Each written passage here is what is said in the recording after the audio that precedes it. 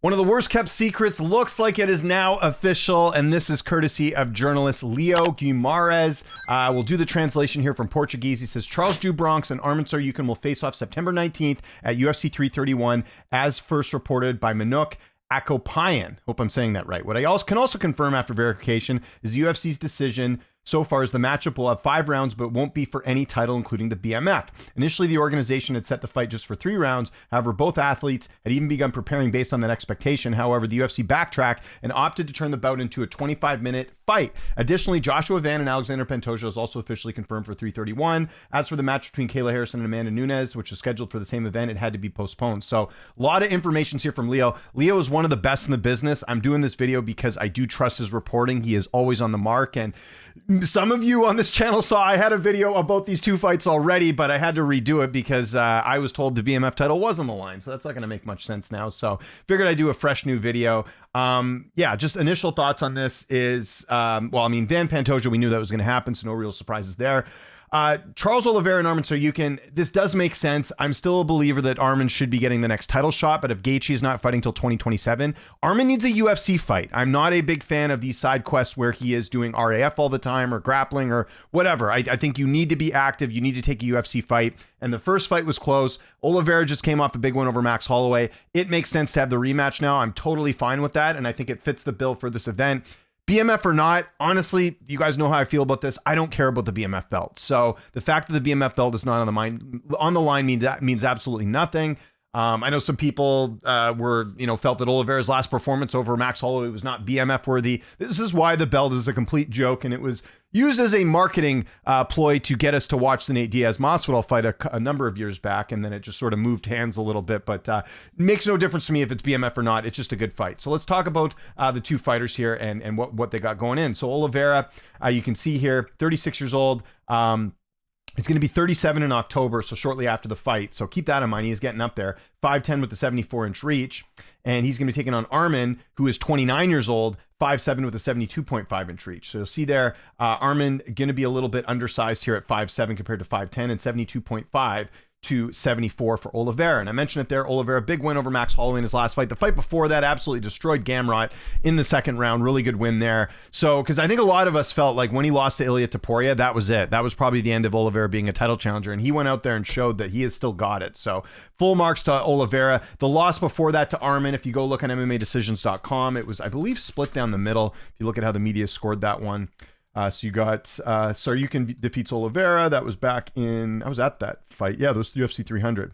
So yeah, majority still felt like Arman won. I felt like he won, but it was close here. You see, I have a number of 29-28s for Oliveira in that one. So going to be very interesting there. I'm totally cool with the fight. It makes sense. It keeps both fighters busy. No complaints about that getting put together. As far as my pick, I think I'm going to lean Arman again, just slightly. My only concern, obviously, is the lack of activity. Because again, look at all these wrestling matches here.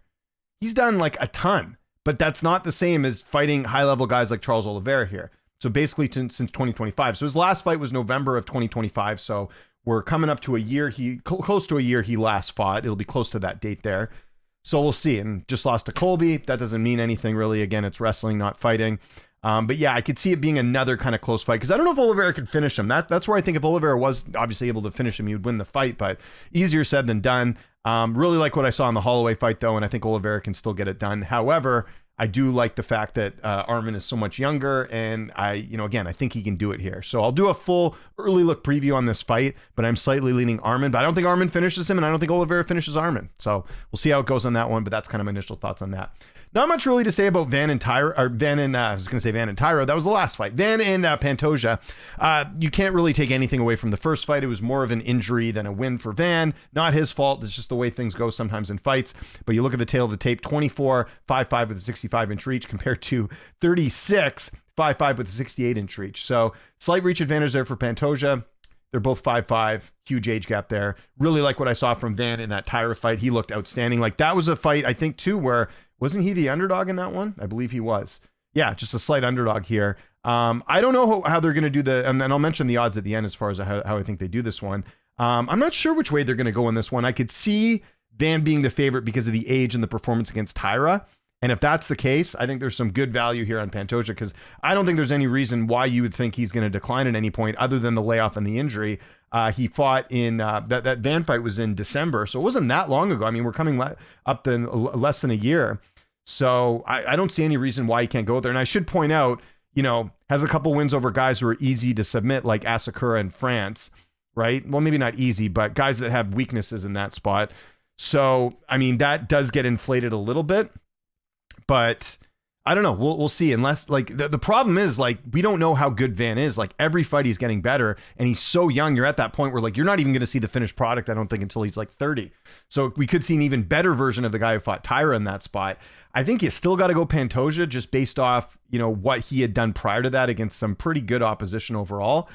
But I'm really curious to see how the odds go. But I could see Pantoja. I could see Van being a slight favorite here, maybe like a -150. As far as the odds on this fight with Oliveira and Arman, I think Arman will be favored because of the win last time, even though Arman's been out for a bit. Again, same thing. I could see like a -150, -200 here for Arman. But we'll see. We'll see when the odds come out and this actually becomes, the UFC actually makes their announcement. But again, Leo's never wrong. That's why I'm doing this video.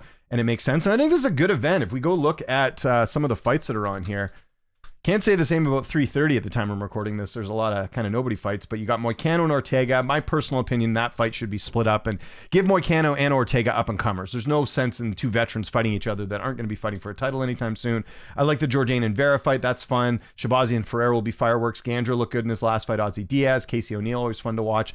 And this veteran fight, I don't mind, only because, Pitbull's a guy that, I think we're just happy to see him in the UFC. I don't think a lot of us thought he would be in the UFC. So the fact that he's fighting Choi, in my opinion, what could be a winnable fight for him. I know a lot of people feel like Choi will knock him out or take him out. I think Pitbull can absolutely win that, because my issue with Choi is his last couple of wins have been very, easy opposition here. Santos, Landwehr, Algio.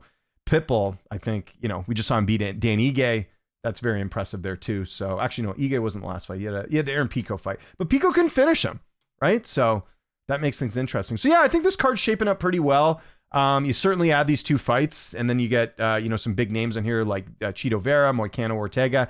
Not a bad card for the LA event on September 19th. So like I said, I'll do early look previews on all these fights here, but I am leaning towards Arman and Pantoja in their respective fights, but we'll see. But yeah, it's a lot of pressure here on Arman because, again, he's been out so long. UFC's all, kind of blackballed him a little bit, like not giving him opportunities.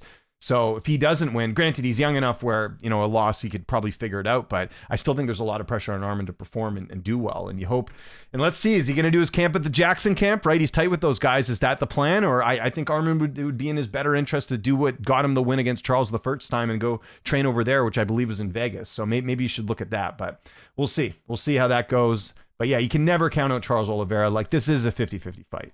If Charles came out and got it done, would not shock me in the least. Van and Pantoja, also close. Still leaning Pantoja in that one. So we'll see what happens. But yeah, good stuff here from Leo. Go give him a follow on Twitter. One of the best in the business, and glad we can finally talk about this fight. So like I said, I'll have early look previews for both these fights, and I'll do pros picks for them. Actually, I've been getting pros picks for a while because got the heads up about this fight a while ago, but I couldn't say anything. And like I said, had to redo the video because there's no BMF title on the line. So let me know your thoughts in the comments. What were these the fight to make? Do you think 331's looking good? And what are your early picks? Follow me on Twitter, TikTok, Instagram, @Lynch on Sports. My name is James Lynch. Thanks so much for watching, and I'll see you next time.